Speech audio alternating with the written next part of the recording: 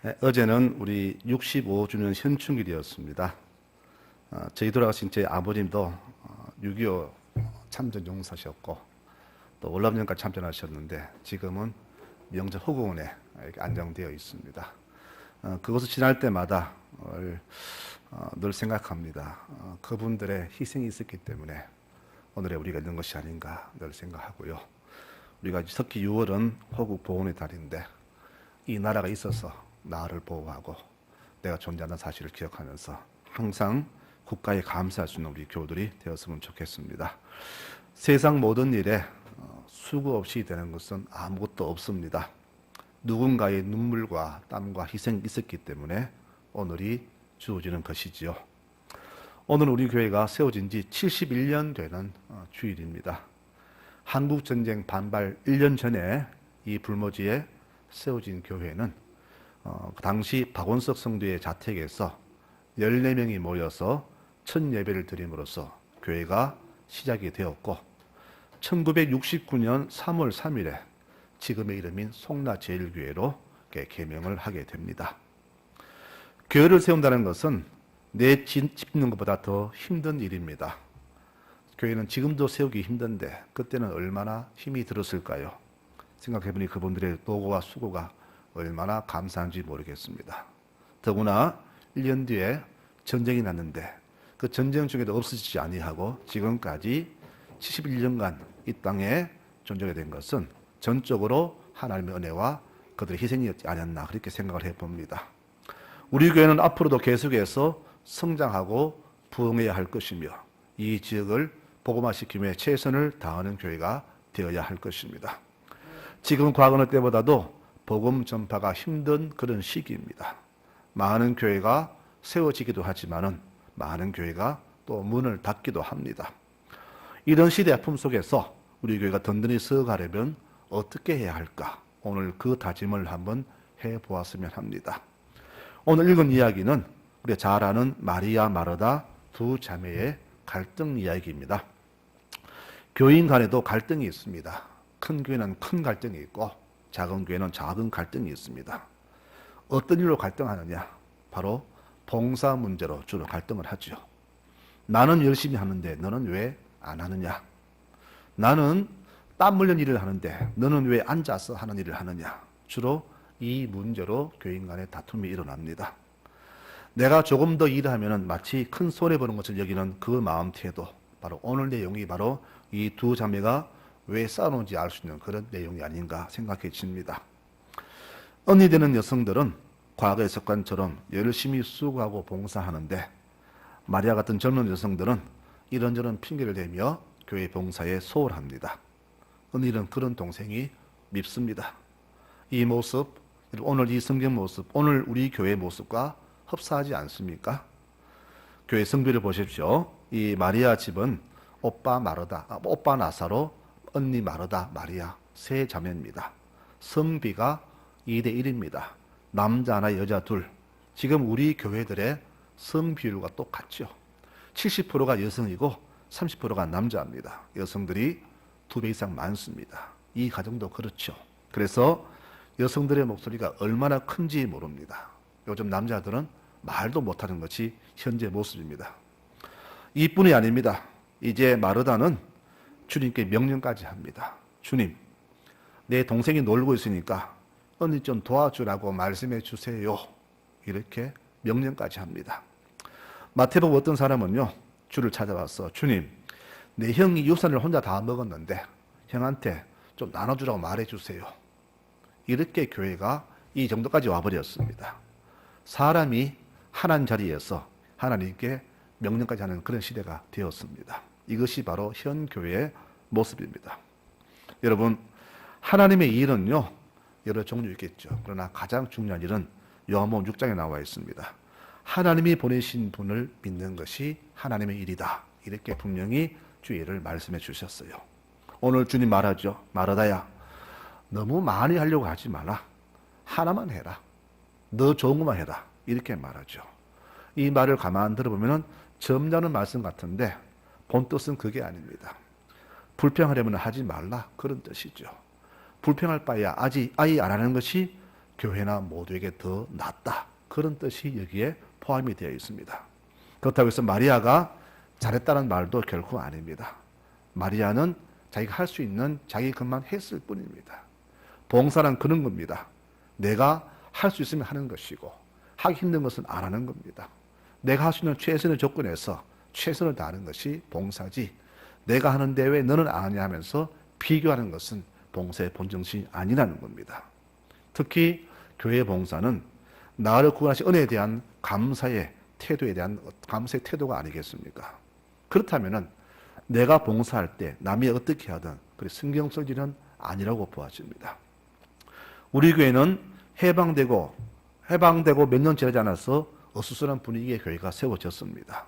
게다가 1년 지나서 전쟁까지 왔습니다. 교회 존립 자체가 어려운 시기에 이익을 지키기 위해서 교우들이 얼마나 애를 썼을까요? 그분들의 그 희생이 있었기 때문에 오늘의 우리 송라제일교회가 지금 이렇게 든든히 서인 줄 압니다. 만일 그 시기에 그 교우들이 이 두 자매처럼 논쟁 벌였다면 우리 교회는 그때 아마 존립하지 못했을 것입니다.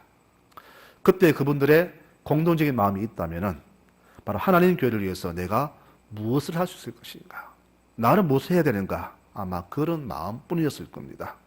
어떻게 하면 내가 편하게 지낼까, 어떻게 하면 수고하지 않고 얼굴 낼 수 있을까, 이런 생각은 아예 하지도 않았을 것이고 그런 생각도 하지도 못했을 겁니다. 이제 가만히 보니까요, 시장님들이 잘 그린 병이 두 개가 있는데 섭섭병과 괘씸병입니다. 마르다에게 이 두 가지 병이 다 왔습니다. 자기를 알아주지 않는 예수님에 대해서 섭섭한 마음과 도와주지 않는 동생에 대해서 괘씸한 마음이 그에게 들어간 겁니다. 이 두 가지 병은요, 코로나보다 더 무서운 병입니다. 고칠 어떤 약이 없어요. 섭섭병은 주로 목회자에게서 유래가 됐지요. 내가 이렇게 충성하는데 왜 목사님은 나를 몰라주나? 왜 내 편 안 되어주시나? 거기에서 섭섭병이 생깁니다. 괘씸병은 교인 간에 생기죠. 내가 저를 얼마나 잘 도와주었는데 날 이렇게 함부로 대하나? 지가 신앙생활 지 얼마 되었다고 저렇게 많이 설치나? 주로 이런 마음으로 생기죠. 즐겁게 생기던 마음이 갑자기 서운해지고 심각한 경우에는 교회를 떠나기도 합니다. 그래서 이 섭섭병과 괘씸병은 굉장히 무서운 병이고 어떻게 고칠 재간이 없습니다. 여러분, 섬김에 있어서 제일 중요한 것은요, 나의 능력과 재능이 아닙니다. 바로 내 마음을 비우는 거예요. 섬기는 자는 절대 남에게 인정받으려면 안 됩니다. 이것을 다 내려놓을 때에 비로소 올바른 섬김이 이루어지는 것이죠. 바로 이런 섬김 있는 성도가 바로 교회를 든든히 세워가는 겁니다. 우리 모든 성도님들, 주를 섬길 때에, 교회를 섬길 때에 사람을 인식하지 마시고 의식하지 말고 주께만 충성하는 여러분들 되시기 바랍니다. 내 마음을 비우고 나를 낮춰야 교회가 든든히 세워져 가는 겁니다. 70년 세워진 교회, 그의 성도들은 아마 그렇게 이 교회를 섬겼을 겁니다. 그분들의 그 희생의 정신이 오늘까지 우리에게 온 것이 아니겠습니까? 우리의 모든 수고와 봉사는 하나님이 인정하셔야 되는데 어느 순간 나도 모르게 사람에게 초점을 맞춰줍니다. 그래서 나를 몰라준다고 섭섭하고 괘씸한 병에 걸리는 겁니다. 내가 주만 바라본다면 그 병에 걸릴 이유가 없겠지요. 모든 평가는 주님이 하시는 겁니다. 이제 우리의 모든 수고와 노고는 주께서 평가하시도록 맡기고 나는 겸손한 자세로 내 마음을 비우고 충성하면 되는 겁니다. 다섯 가지 받은 종은 그저 자기 최선을 다했을 뿐입니다. 내 받은 조건에서 최선을 다했는데 나중에 상이 돌아오죠. 착하고 충성된 종아, 네가 많은 일에 충성했구나. 내가 이제 상을 주겠다. 네가 이룬 만큼 내가 보상하겠다라고 주께서 보상해 주시죠. 그런데 평가에만 관심을 둔 한 달란트 받은 종에게는 악하고 게으른 종이라는 주님의 평가와 저주가 주어졌습니다. 사람을 의식하는 사람은 주님께 합당한 종이 절대 아닙니다. 주를 위해서라면 어떤 수고와 희생, 모멸도 감당하는 것이 바로 충성된 종의 자세가 아니겠습니까? 우리 교회가 지난 71년간 든든히 서온 것은 이렇게 이름 없이 수고한 분들이 계셨기 때문입니다. 71년간 감당하기 힘든 일들이 얼마나 많았었겠습니까?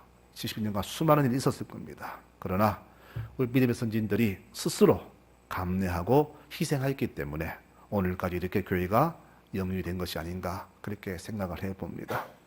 그렇다면 우리 교회가 앞으로 100년, 200년 계속해서 이 땅에 존재해야 할 동안에 어떻게 해야 할까요? 우리는 그 동안에 바로 이 지역에서 생명의 역할을 감당해야 되는데 어떻게 해야 이 역할을 감당할 수 있을까요? 바로 우리 선진들이 하셨던 희생과 수고, 아름다운 성김의 수고의 정신이 바로 오늘 우리의 일상이 되어야 할 것입니다. 그분들의 그 정신을 내가 이어받아서 이렇게 이름없이 수고하며 애쓰며 봉사하는 그 마음이 우리 삶의 일상이 되어 있을 때에 우리 교회는 71년이 아니라 앞으로 100년, 200년 영원히 이 땅 존재하는 동안에 이 교회가 이곳에서 교회 사명을 열심히 감당하는 교회가 될 것입니다. 이렇게 하는 것이 바로 교회가 든든히 서가는 교회가 됩니다. 말씀을 맺고자 합니다. 어떤 임금님의 무남 동료가 중병 걸려서 죽게 되었습니다. 의사는 어떤 묘약을 쓰지 않으면 가망이 없다고 승고를 했고 임금님은 내 딸을 고쳐주는 사람을 부마로 삼고 왕인까지 주겠다 그렇게 전국에 포고문을 붙였습니다. 먼 지방에 세 형제가 살고 있었는데 그때 마지는 자기 망원경으로 이 광고를 보았고 세 형제는 공주를 고쳐주자고 마음을 모았습니다. 그런데 너무 먼 길이어서 갈 수가 없는데 둘째에게는 요술 담요가 있었습니다. 이것을 타고 세 형제가 왕궁을 찾아가지요. 셋째는 뭘 갖고 있느냐? 먹기만 하면 어떤 병도 나낫는 요술 사과를 갖고 있었고 공주가 다시금 살아났습니다. 임금은 너무 기뻐서 잔치를 베풀었고 셋 중에 한 명 선택하여서 사위를 발표하려고 합니다. 이때 첫째가 이런 말을 하지요. 임금님, 제가 사위가 되어야 됩니다. 왜냐? 내가 망원경으로 이것을 보지 못했다면 이 사실을 몰랐을 것이고 그렇다면 오지도 못했을 것이고 공주님은 죽었을 것입니다. 둘째가 말합니다. 아닙니다. 제가 되어야 됩니다. 내 형이 그 망원경으로 이 사실을 알았어도 내 담요가 없었다면 너무 멀어서 오지 못했을 것이니 공주는 죽었을 겁니다. 내 때문에 왔으니까 제가 부마가 되어야 합니다. 셋째가 말합니다. 아닙니다. 제가 되어야 됩니다. 아무리 보고 왔어도 내 요술사가 없었다면 공주를 낳지 못했을 것이니 제가 부마가 되어야 합니다. 자, 여러분이 왕이라면 이 셋 중에 누구를 부마로 삼으시겠습니까? 아마 많이 지금 머리가 혼란스러울 겁니다. 탈무드에서는 이 문제에서 정답을 얘기합니다. 누가 왕이 되어야 되느냐? 바로 셋째라고 말을 합니다. 왜 그러냐? 셋 모두 다 공주를 살리는데 공헌을 많이 했습니다. 그렇죠. 보지 못했다면 오지 못했을 것이고 사과를 주지 못했을 겁니다. 하지만 알아서도 그 담요가 없었다면 오지 못했을 것이고 공주를 못 살렸을 겁니다. 그러나 왔어도 이 사과가 없었다면 사과 먹지 못했다면 못 살렸을 것이죠. 그런데 이 첫째, 둘째 형은 그래도 망원경을 가지고 있고 담요가 남아 있잖아요. 하지만 셋째는 사과를 쳐버렸기 때문에 그는 빈손이 됐다는 겁니다. 그는 공주를 위해서 모든 것을 다 주었습니다. 이스라엘 백성들은요 그렇게 말합니다. 헌신을 말할 때에 내 손에 아무것도 남아있지 않아야 된다 그렇게 말합니다. 내 손 남아있는 것은 오늘 헌신이 아니라 그렇게 그들은 결론을 짓습니다. 여러분, 우리가 주를 위해 헌신할 때에 무언가를 남겨놓고 내 속에 무언가가 남아있다면 그것은 올바른 헌신이 아닐 것입니다. 초대교회 성도들 주를 위해서 하나뿐인 목숨까지도 그들은 과감히 버렸습니다. 그들은 그것이 올바른 자세라고 믿고 있었고 주를 위해서라면 자기의 어떤 것도 다 버리며 살았던 그분들입니다. 우리가 여기서 다시 깨닫습니다.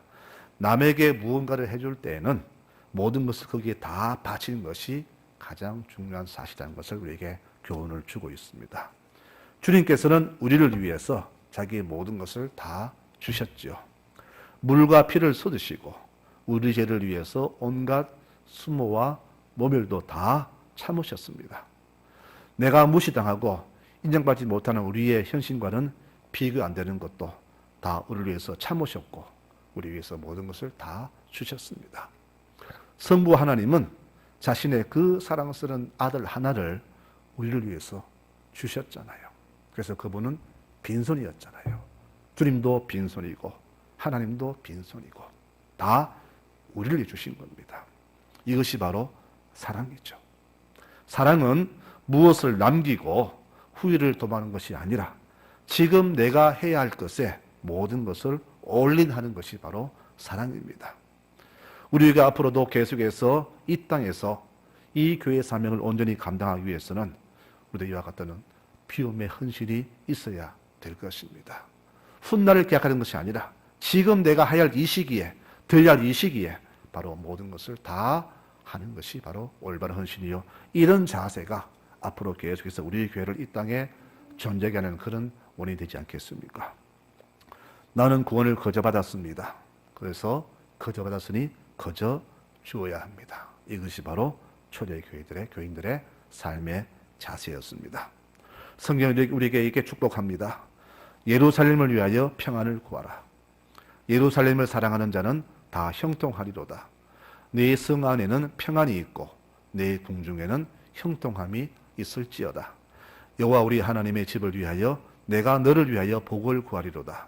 여호와께서 시온에서 내게 복을 주실지어다. 시편 말씀입니다. 여기서 예루살렘 시온은 하나님의 성전을 말합니다. 성전을 사랑하는 자 주께서 복을 주신다 그렇게 말씀하셨고 시온에서 복이 나온다 그랬습니다. 여러분 하나님의 교회를 사랑하는 자 더불어서 주의 백성들을 사랑하는 모든 사람에게 주께서 복을 주신다고 분명히 약속하셨습니다. 우리 믿음의 선조들, 우리 어머니들, 아버지들 지금까지 봤을 때 정말로 교회를 위해서 많이 헌신하셨잖아요. 새벽을 깨워서 기도하고 교회를 위해서라면은 내 생업도 팽개치고 수고한 분들이 우리 믿음의 선조들입니다. 그분들의 그 수고, 눈물, 무릎 꿇음 때문에 오늘 우리가 이렇게 존재하고 우리가 이곳에 이렇게 존재하는 겁니다. 이렇게 하나님의 교회를 내 몸처럼 사랑하며 살았던 믿음의 선조들의 그 아름다운 신앙이 이곳에 모인 우리 모든 교우들에게 영원히 흘러갔으면 참 좋겠습니다. 70년 전에 이 불모지 세워진 교회는 숱한 어려움에도 불구하고 든든히 이 자리를 지켜왔습니다. 이제 이후의 책임은 바로 지금 우리의 몫입니다. 우리 성도님들 신앙의 선조들처럼 누구보다 자신이 먼저 솔선수범하며 수고하며 헌신하는 여러분들이 되시기를 축원합니다.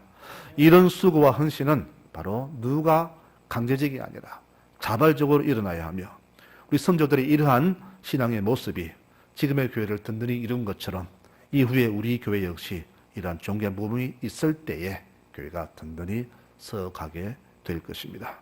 이와 같이 예루살렘에 임하신 그 크신 놀라운 축복이 우리 성도들의 모든 가정에 이제부터 영원히 충만하시기를 간절히 축원합니다. 아멘.